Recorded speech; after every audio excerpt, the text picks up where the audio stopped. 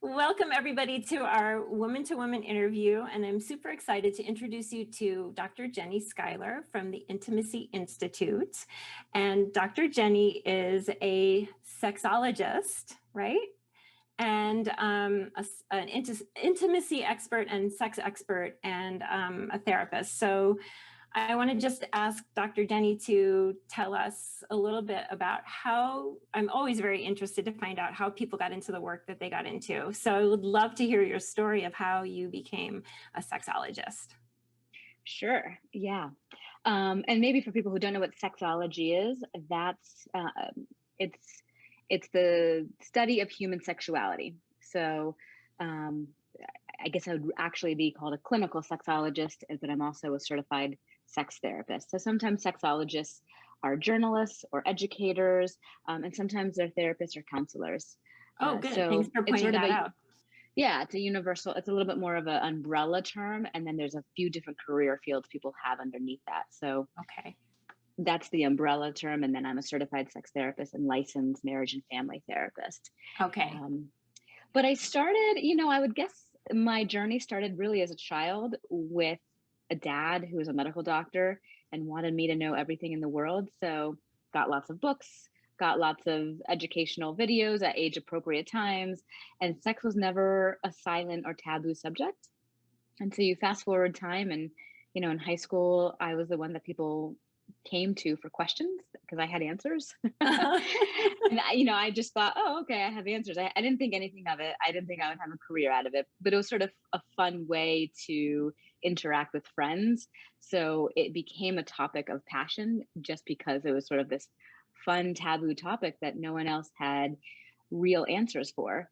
And then in college, at the time, Eve Ensler was offering colleges to do her performance of the vagina monologues.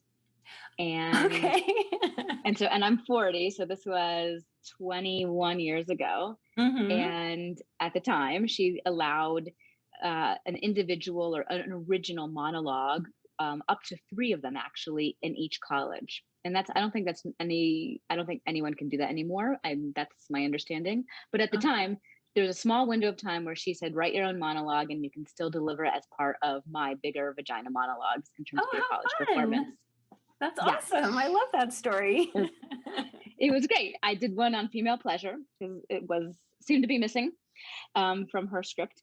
And I think that was really the beginning of, I love this topic. This is a missing conversation. This is a missing area. And when I ended up going to grad school, that's when I was like, okay, I'm going to study psychology. I'm going to study therapy. I'm going to integrate sex therapy and sexology into it. And so I kind of had to bushwhack my way through and piece together all these different components to my particular career that I'm in now. But that was sort of the beginning seeds of what bloomed into what I do now.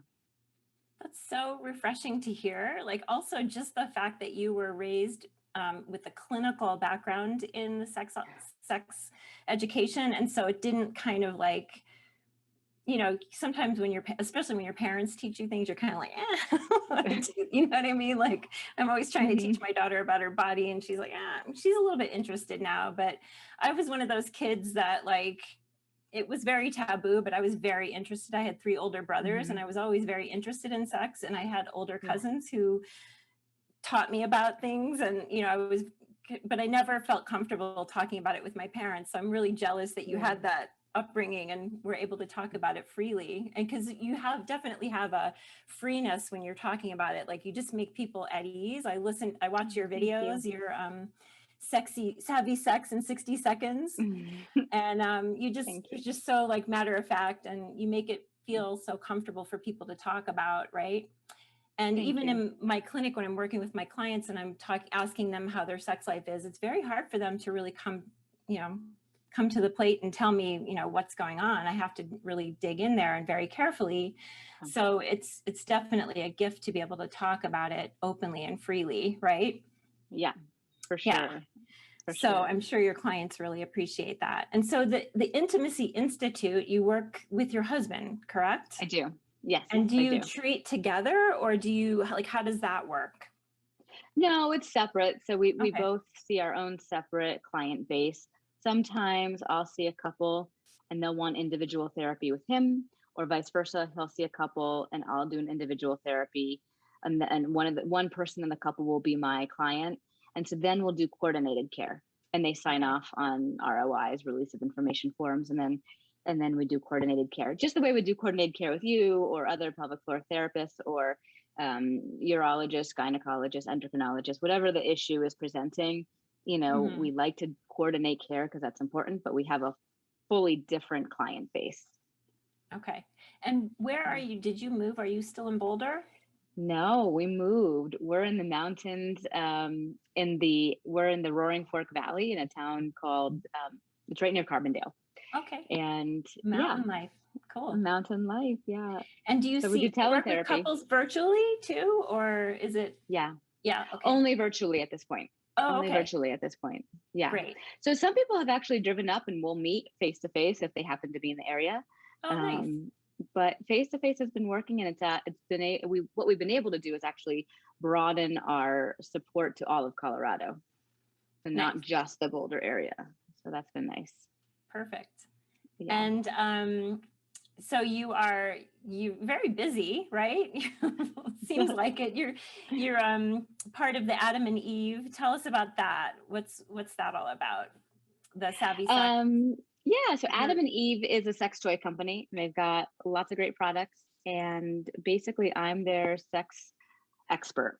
So they call me the resident sexologist, and Hmm. I offer all the sexual health and sexual education components for them, mostly on media and social media. So I'll do a lot of writing for publications, and then I'll do social media things like the Savvy Sex in 60 Seconds is a very quick 60 to 90-second clip of name the theme, right? Whatever the theme is, I'll do a short piece of education on it, and then they post it on their Instagram channel. Nice. Yeah. So tell me about your passion. You have any passion projects going on right now? Do you have any like courses or anything like that that you're working on besides the Yeah. work with the clinical work? Oh, so projects outside of work, just like personal projects? No, like work, related to your profession. Oh, okay. Yeah, my husband and I, we used to have couples retreats, and with COVID, we're like, we wanted to offer our couples retreat in a way that people could still access. So we made it into a whole video format. So that's a cool offering. We have this e-course for couples, and it walks couples through. It's very didactic and educational, Hmm. and so that you can take it at whatever speed you want. Most people will take in 5-10 minutes of a section and then work on that for a week, a few weeks, and Uh-huh. then come back to it. So it's scalable for their lives, but it walks them through what we call our roadmap to intimacy, which we're hoping to put into a book as well. But we're very busy. We have young sons, and yeah. So roadmap to intimacy is basically our approach to helping couples emotionally, physically, sensually, and sexually. And it's a protocol to really get people the foundation of safety and trust so that they can have connection, and then from the connection, deeper intimacy. Awesome. Um, I think there's a lot yeah. of people in our community that would be interested in that. So that's a great thing because a great segue into talking about all of the different aspects of sexuality. And so I posed a question in our group, told them that you were going to be my guest. And I said, what burning questions do you want answered from Dr. Jenni? And a couple people had in different ways voiced this question. And so I'm going to pose it and then I'll give you my little 2 cents on it. But then I would love for you to elaborate on it. So why are men so much more interested in sex than women? Like why does their desire seem to never go down? And then somebody else said, how can we balance the male and female desires? So I feel like that's a generalization because I don't necessarily know that that's for sure true. I mean, I know that there's hormones at play, but I think men's testosterone goes down as well, or their hormone levels go down with age. But yeah, can you speak to that a little bit? Sure. I mean, um, sometimes in a heterosexual marriage or partnership, it'll be the male partner who has a lower sex drive. Typically, it's because the relationship is really on the rocks. or there's another mental health piece like severe depression, or there's a chronic illness or cancer type thing where they have to take androgen deprivation therapy and it zaps all the testosterone. So the Mhm. truth is, testosterone absolutely is the sex drive hormone, period. That is why men typically, overarchingly, have a higher sex drive, and it seems Mhm. unending. And even though they go through andropause and slowly drop and whittle away, we just fall off a cliff That's true. um, with menopause. But even Mhm. even if you take a man at his lowest point, maybe in his like 80s, right? Uh-huh. Um, he will still have probably at least 200 points of testosterone above a woman's natural level. We have a level, basically between 4 and 120 for very, very high testosterone women who are taking Mhm. testosterone therapy. Most women kind of fall in the 60 range, like the number 60 for their free testosterone level. And men's range is really 350 to 950. Some doctors will give it 250 to 1150, depends on who asks. But Uh-huh. really, a healthy man will kind of shake out in the wash anywhere between 5 to 800, Uh-huh. which is a huge number more than it take our average at 60.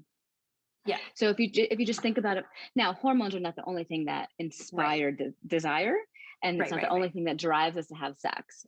Hormones are a small piece of the puzzle, but if you have testosterone always easily accessible like this, Mhm. basically what it means is your arousal is always easily accessible. All you got to do is be like, ding, okay, I'm kind of that's the function of testosterone. Now, obviously, the brain is way more powerful and Yes. can go, I've got lots of negative sex messages, I've got religious messages, I've got relationship messages, I've got fear of rejection, right? We got all these things that block us from that easy arousal. But generally speaking, if we're not blocked by those things, the testosterone is the easy access into our sex drive. And sex drive is actually not a clinical term. Easy access into our arousal, the physiological experience Right. of being turned on. Right. And so, how do we, in a heterosexual relationship, right? Hmm. When we're perimenopausal or menopausal, or just, for me, it really sometimes it really isn't. I know the Human, hormones is just part human. human, yeah. Just like being a busy mom, or having scar tissue or pain within her, like there's like a million other things that Right. are part of it, but I guess the Mhm. question they're asking is, well, like, why doesn't that seem to bother the men as much as the women in these relationships, So, Without extra testosterone support, it's like, basically think about being hungry.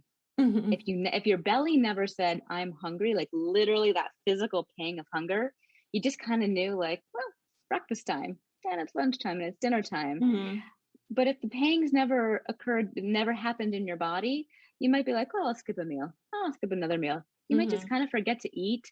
Let's say you add in that eating is complicated and doesn't taste that good. And then you don't even have the pangs for hunger, which we're comparing to testosterone. You might avoid it altogether.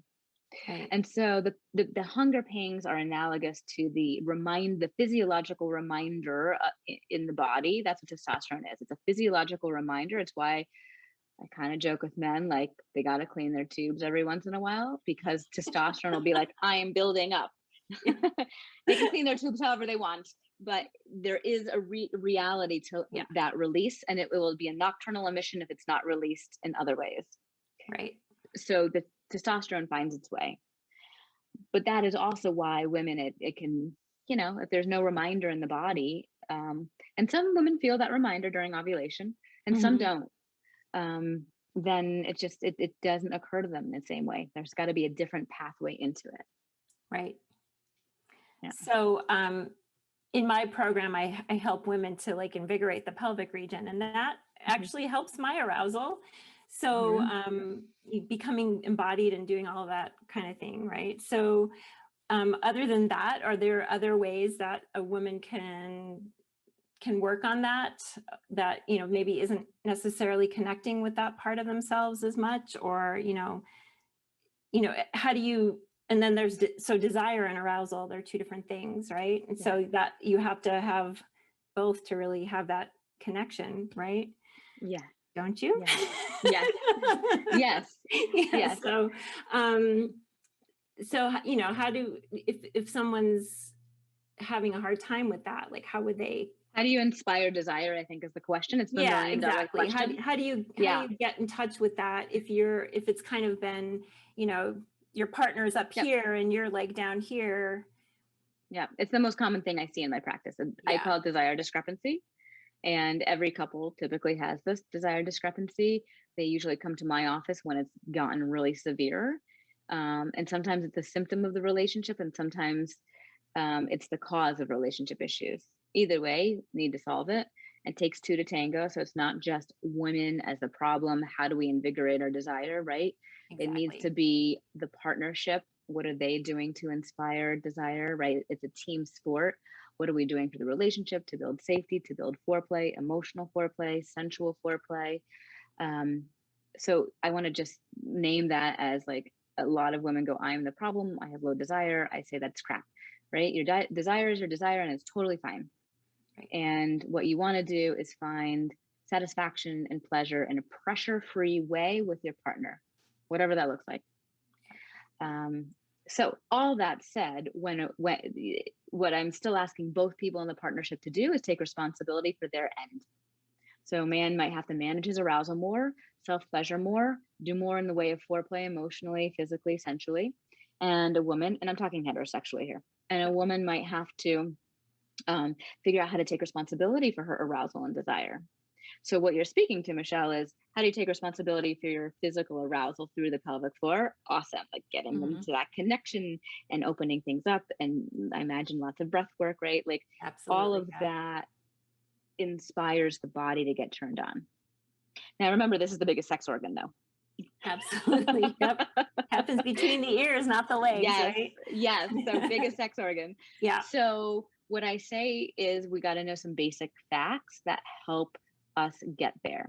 One is if we like our partner and we just make time for it and crawl into bed and take off our clothes, things will happen.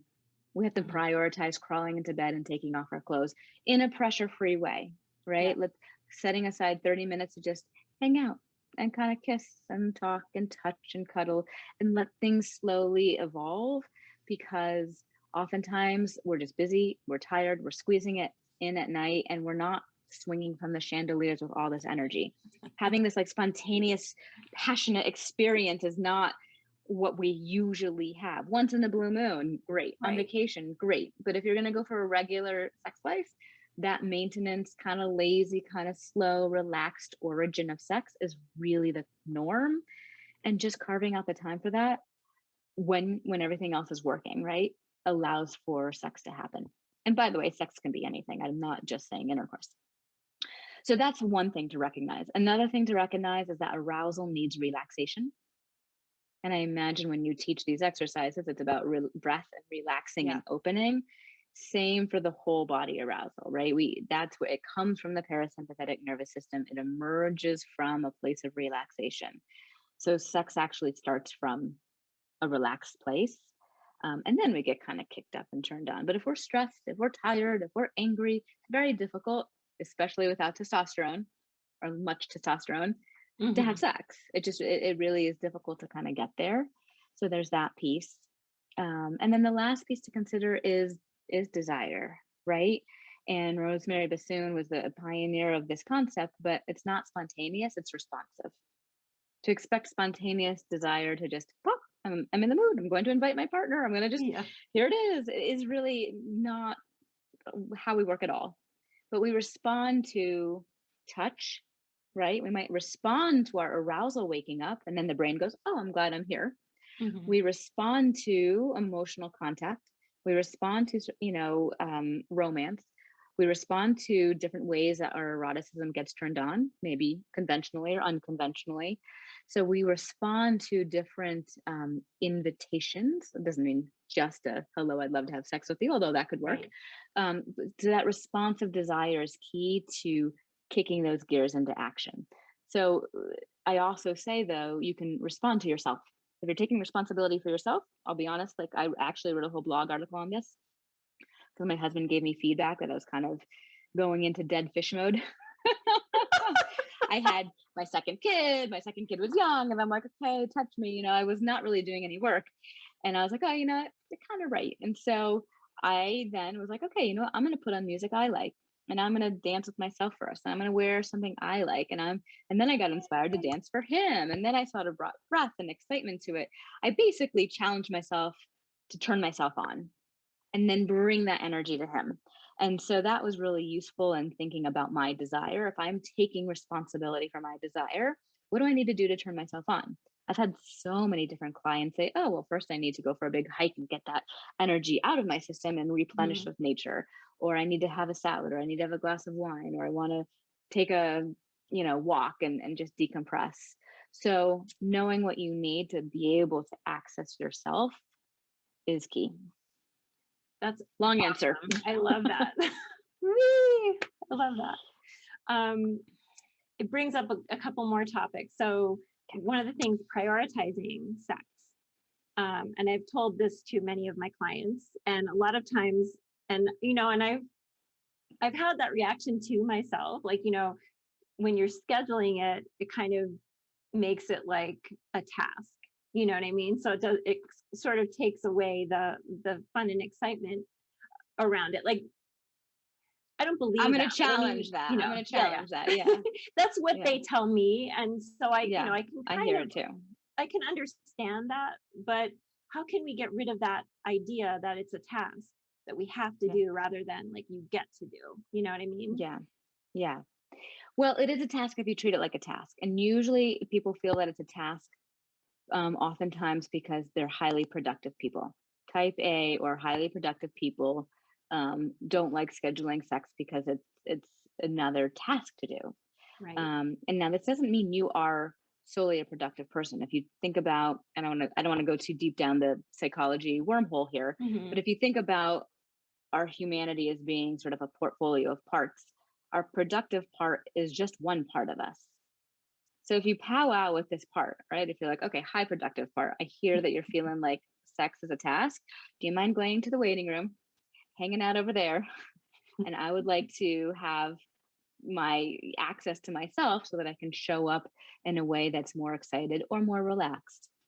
And so again, it's challenging your brain to go, I don't have to, yeah, it could be a task. If I just squeeze it in on Sunday, there it is, 8 o'clock. Okay, make sure I get there Hmm. versus Sunday, 8 o'clock. If you think about your first 2, 5, 7 dates with your partner, Hmm. really exciting. You probably knew what time you were being picked up.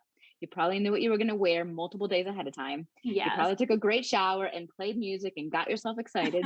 So if you treat it that same way of like, oh, 8 o'clock, all right, what am I going to do ahead of time for the day?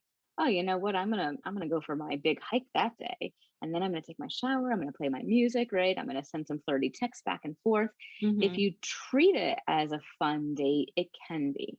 If you treat it like a task and roll in at 8 with like, all right, I'm here, then it will be that. Right. Yeah. I love it. I love that idea of, you know, when you were first courting or dating or whatever, you just like think about it in those terms, and it's going to be pleasurable and take away the pressure, right? Because if you have like this window of time to make that date, then you feel like there's a lot of pressure around that, like, that we need to get rid of that pressure, right? That it just has to be more of a relaxed Yeah. And engagement. part of the pressure is sex has to look a particular way. I always debunk this, right? It doesn't have to only be intercourse. It doesn't have to only be we kiss and then we take off our clothes and then we have genital play and then we have intercourse and then we have orgasm, right? The routine that sort of society conditions us to believe is the script. Yeah. Get rid of that, right? Make it all about pleasure. Jump in the shower and that's sex. Have a kissing date, that's sex. Touch each other and sensually massage, that's sex, right? It could be anything you want it to be if you allow yourself to have a unique script that doesn't have the pressure built in. Yeah. I love that. Yeah. Mm, I have another question. Let's see. go for it. What did somebody ask me? Oh, two things. And you can choose because I know we don't have forever, but It's fine. identifying what is pleasurable, one question. And the other one is how to communicate what we want with our partners. So I know those are Yeah. two Two different things. Two different things, but you can choose whichever one you want. Yeah, I can do both. Let's do Okay. communication first. And you mentioned at the beginning of the interview, difficult to talk about sex, and It is, yeah. it is, and it's interesting because we're kind of hyperbolic in certain areas of our society about sex. We're almost hypersexual, um, and yet when it still comes to being vulnerable with your partner in a one-to-one way, it's difficult. It's like, oh, I can talk about it maybe with my girlfriends, and I can talk about it at a party, and I can read about it in Cosmo, but like in the bedroom is difficult. And I always actually joke with my couples, easier to have sex than talk about it. So it's key. The communication is key. And I say, let's not start talking about it in the bedroom. That's where I talk about my roadmap to intimacy. We talk about it at the emotional intimacy phase. We talk about it on a date. We talk, on a dinner date. We talk about it on a walk with the dog. We talk about it in safe places that are not related to sex, so that we don't feel the pressure that whatever we're talking about has to then get acted out, right? So if we weave in I can weave in what is pleasurable in a moment, but how do you talk about sex and what you want? Uh, Not during sex. Right. Not to start, right? For sure. Yeah. And it's still not that easy, right? I Right. have lots of exercises I'll have my couples consider and do. And, some of the things, what do I like? Or sometimes we don't know. So let's make a list of what we don't like. And usually the antidote and the opposite is what we like. Um, Pleasure. What is pleasure? Things that we like. Yeah. It's interesting, Michele. My mission statement on my website is giving all people permission for pleasure. And the reason I say permission for pleasure is because we Mhm. are so socially conditioned not to have permission for pleasure. We have social and religious and family of origin messages that all say pleasure is dangerous, arousal and desire is dangerous. Oh, you feel that tingle? Nope, repress it down. Mhm. Even with, vulvodynia and dyspareunia, some of these painful intercourse conditions, absolutely are they somatic. And the brain gets involved and goes, I'm guarding, I'm protecting. That's my Mhm. job. I'm closing down because I have a job, and the body is brilliant. And the body goes, no. And so the no is usually because it wasn't safe to feel pleasure growing up somehow, or there was a sexual violation that wasn't, it's like I'm protecting and guarding. So permission for pleasure and accessing your pleasure is not so easy. It's not just oh yeah, sure, I'll have pleasure. It's actually working with the things that block us from our pleasure. And those are usually old, like Yeah. way back, childhood, adolescent kind of things. Um, so it's a work. It's a piece of work to do that for all of us. Yeah. I love that permission for pleasure. I think, that's it's a good motto to have, or a good theme to Yeah. have, a good mission statement, because um why is that? Why is it so hard for us? Why is it, It's just you been just had all the scary and answers. dangerous for thousands of years. This Yeah. is It just makes how me it's so sort of been. sad I know. I know. that we've been brought up to think that way, Hmm. lots of healing to be done. So Yeah. thank you so much for your brilliant answers. And this is so much fun. Like, My pleasure. talking about If you have any more, I'm happy to answer any questions. yeah, I mean, there's so many. We could just go down the whole rabbit hole. But I think if people have more questions and they want to reach out to you, they can reach you Yeah. through the intimacyinstitute.org. And Yeah. that's where your course is as well. Yep. You That's can right. find the course there as well. Yeah. Yeah. And how long is the course? Like, give us a little info on like how many is it?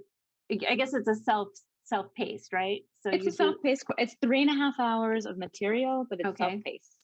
And I usually say, don't sit there for 3.5 hours straight and watch it. Again, it's divided into 4 sections: emotional, then physical, then Hmm. sensual, and then sexual intimacy.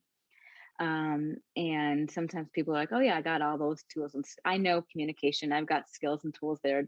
And I give 7 different main key skills and tools for emotional Hmm. intimacy. And some couples are like, oh, all of these are new. And some are like, got them.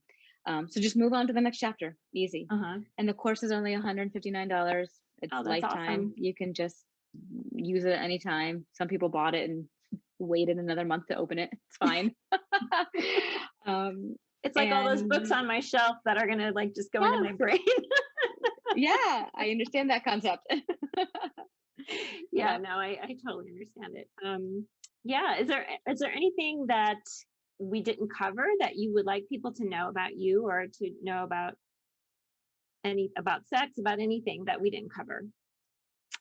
I would just say maybe for your population in particular, the relationship between the psychological, relational, and somatic.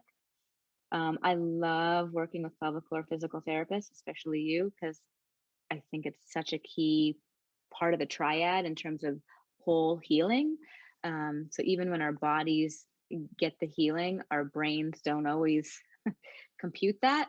And so we're still scared of sex, or we still kind of get shut down, or we don't always know how to complete the healing.